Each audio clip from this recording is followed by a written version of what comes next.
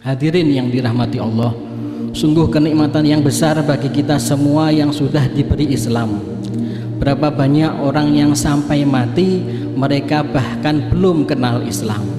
Bahkan berapa banyak yang sampai membenci Islam. Padahal tanpa Islam seseorang tidak mungkin akan selamat hidupnya. Hidup di dunia ini, di alam barzah, di alam mizan, di alam sirat hingga akhirat kelak. Karena bagaimana dia akan selamat jika dia salah faham terhadap Tuhan? Dia menganggap Tuhan yang maha suci dengan anggapan bahwa Tuhan punya putra, punya ibu, punya serikat dalam mengatur alam ini, dan sebagainya yang kesemuanya sungguh tidak masuk akal dan nalar kita. Padahal kita sudah diberi akal, hati, dan keterangan-keterangan, bahkan informasi tentang Allah Subhanahu wa Ta'ala yang Maha Esa, yang maha suci dari segala sifat-sifat makhluk sangat mudah didapat, apalagi di zaman maya seperti ini. Itulah mahalnya hidayah. Hadirin yang dirahmati Allah, jika kita sudah diberi hidayah Islam, maka kita harus benar-benar Islam, dalam artian harus Islam dalam semua hal. Dalam berumah tangga kita harus Islam, dalam berteman kita harus Islam, dalam bekerja kita harus Islam, dalam jual beli kita juga harus Islam, dalam gaya hidup juga harus Islam, dalam pola pikir juga harus Islam, dan dalam bermasyarakat kita juga harus Islami. Jadi kita harus Islam secara keseluruhan, sebagaimana Allah SWT menyuruh kita, ya ayyuhalladzina amanu dkhulu fis-silmi kafah wa la tattabi'u khutuwatis syaiton innahu lakum aduwwum mubin. Hai orang-orang yang beriman, masuklah kamu ke dalam Islam secara keseluruhan, dan janganlah kamu turuti langkah-langkah syaitan. Sesungguhnya syaitan itu musuh yang nyata bagimu. Surat Al-Baqarah ayat 208. Hadirin yang dirahmati Allah, hal yang paling penting dan paling utama yang harus kita islamkan pada diri kita adalah pola pikir kita. Karena pola pikir atau mindset ini akan berpengaruh dengan pola pikir, dengan pola hidup, dengan pola berkeluarga dan pola bermasyarakat dan yang lainnya. Saat pola pikir kita ini sudah Islami, maka secara keseluruhan dari hidup kita akan kita usahakan Islami. Meski mungkin belum mampu secara sempurna, tapi paling tidak ada usaha ke arah itu.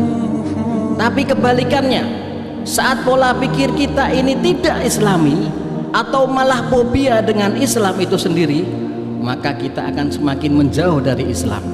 Meski mungkin bisa jadi ucapan kita sok Islam, pakaian kita sok Islam, sekolah kita sekolah Islam, tapi isi kepala kita malah menjauh dari Islam.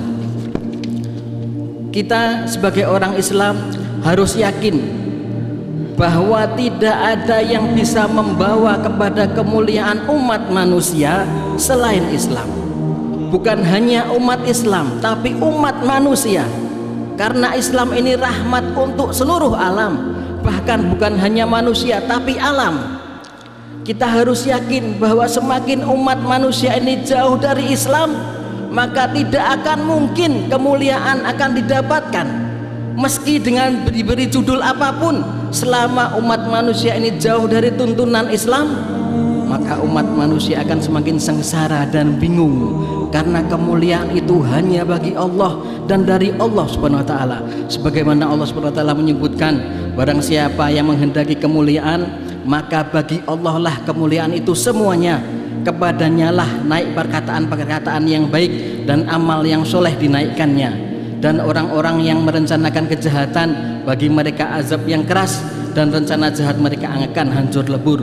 Quran surat Al-Fatih 100. Hadirin yang dirahmati Allah, sejarah membuktikan saat Islam itu diterapkan dan diamalkan, maka kemuliaan, keadilan, dan kesejahteraan akan dirasakan oleh semuanya.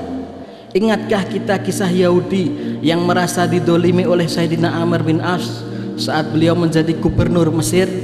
Kemudian Amr bin As akan menggusur rumah si Yahudi karena si Yahudi tidak mau menjual rumahnya. Bahkan dengan tawaran yang tinggi dari Sayyidina Amr bin As pun si Yahudi tetap tidak mau menjualnya. Akhirnya rumah itu pun akan digusur oleh gubernur saat itu, gubernur Mesir saat itu, yaitu Sayyidina Amr bin As. Singkat cerita, si Yahudi mengadu kepada Amirul Mukminin Sayyidina Umar bin Khattab radhiyallahu anhu, dan ternyata Sayyidina Umar membela si Yahudi karena sudah didolimi. Itulah Islam, itulah orang yang mengamalkan Islam. Lalu kenapa ada orang yang merasa takut dengan Islam, merasa bahwa jika Islam itu diterapkan dan diamalkan maka akan ada benturan dengan selain Islam. Bahkan kadang ada orang Islamnya sendiri yang merasa seperti itu. Ada yang fobia terhadap Islam sendiri. Kenapa sampai bisa begitu? Yang pertama, karena ilmu. Karena mereka tidak benar-benar memahami apa itu Islam secara utuh. Yang kedua, karena media. Karena media selalu menampilkan sosok Islam dari orang-orang yang tidak Islami. Bahkan bukan hanya tidak Islami, malah bisa jadi memang itulah sebuah rekayasa besar yang tujuannya untuk menakut-nakuti umat manusia terhadap Islam. Padahal jika kita mau melihat sejarah yang tentunya itu adalah fakta yang tidak bisa disangkal, justru saat umat Islam yang memegang kendali, saat umat Islam ini berkuasa penuh, saat umat Islam itu bisa berbuat apapun terhadap yang lain, maka yang mereka rasakan dan mereka dapatkan justru keadilan dan ketenangan. Tidak usah jauh-jauh di zaman Rasulullah SAW, ataupun di zaman para sahabat, ataupun di zaman tabi'ut tabi'in, ataupun di zaman Sayyidina Umar bin Abdul Aziz. Di zaman yang masih dekat dengan kita, sekitar tahun 1920-an, yaitu di zaman kekuasaan Turki Utsmani, saat orang-orang non-muslim itu bisa merasakan kenikmatannya, merasakan kedamaiannya, dipimpin oleh seorang Islam, Sultan Islam yang benar-benar mengamalkan Islam. Sebagaimana kita tahu bahwa penguasa Turki di zaman itu sangat Islami. Mereka dekat dengan ulama-ulama, dekat dengan ahlul bait Nabi Muhammad SAW, hingga peninggalannya bisa kita saksikan saat ini. Sampai di masjid-masjidnya diukir nama ahlul bait Nabi Muhammad SAW. Dan mereka dekat dengan ulama-ulama sufi. Mereka bahkan setiap kebijakan penguasa itu tentunya tidak lepas dari musyawarah dengan para ulama-ulama itu selaku penasehatnya. Lalu bagaimana kebijakan para sultan Turki itu terhadap orang-orang non-muslim? Disebutkan oleh Thomas Walker Arnold di dalam bukunya The Preaching of Islam. Kita baca bukan dari orang Islam, malah dari orang orientalis menyebutkan, saat menyebutkan perlakuan baik yang diterima non-muslim yang hidup di bawah kepemerintahan Kesultanan Turki. Perlakuan terhadap warga Kristen oleh pemerintahan Ottoman selama kurang lebih 2 abad setelah penaklukan Yunani telah memberikan contoh toleransi keyakinan yang sebelumnya tidak dikenal di daratan Eropa. Kaum Protestan Silesia pun sangat menghormati pemerintah Turki dan bersedia membayar kemerdekaan mereka dengan tunduk pada hukum Islam.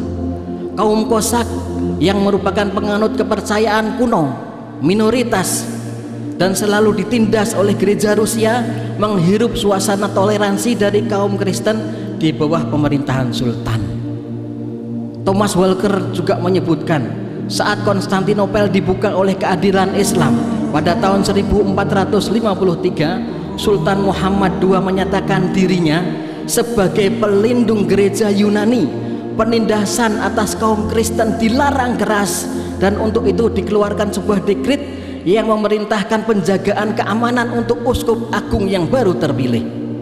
Gennadios, bahkan seluruh uskup dan penerusnya, hal yang tak pernah didapatkan dari penguasa sebelumnya. Gennadios bahkan diberi staf keuskupan oleh sultan itu sendiri.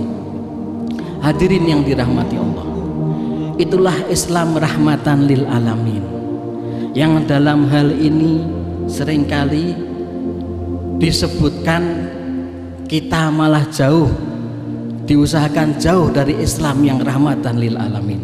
Kenapa? Karena hal ini membahayakan bagi orang-orang yang anti pergerakan Islam.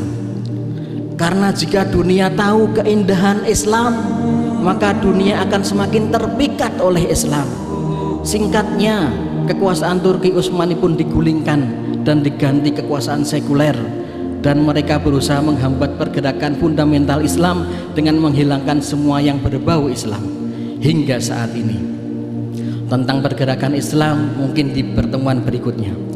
Semoga kita diberi kecintaan terhadap Islam, kecintaan terhadap Allah Subhanahu wa taala dan Rasulnya, dan kecintaan terhadap perjuangan di jalan Allah Subhanahu wa taala dan Rasulnya, dan dijauhkan hati kita, dijauhkan pikiran kita dari benci terhadap Islam dan pergerakan Islam, dan dijauhkan dari benci kepada ulama-ulama dan saudara-saudara kita sesama muslim.